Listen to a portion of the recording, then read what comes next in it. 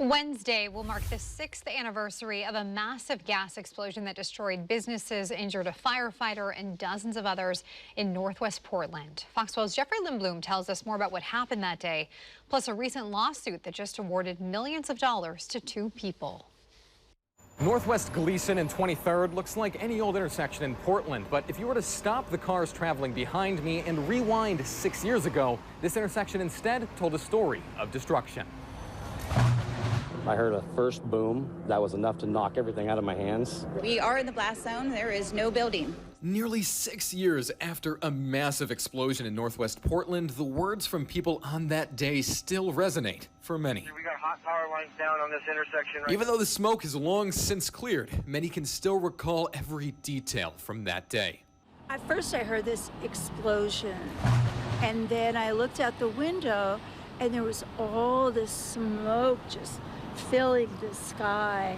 When it happened, a lot of people didn't realize what they were witnessing. I thought, what is happening? Is this the end of the world as we know it? But when the dust settled, it was evident the blast harmed many, like this man all those years ago. I was getting ready to get my car in the back, and the whole thing just blew up. Not only injuring people, but obliterating businesses. An employee at what has since become a tea shop tells me that she gets about a half a dozen people a month recalling that this used to be a bagel shop with homes just above. Just last week, a jury awarded two people severely impacted by the explosion a combined total more than $10 million.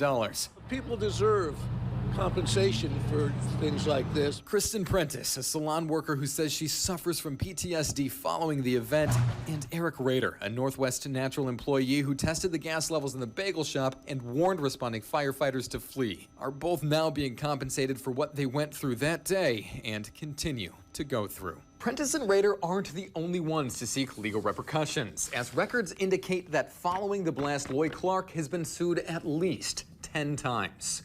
For Fox 12 Oregon, I'm Jeffrey Lindblom reporting.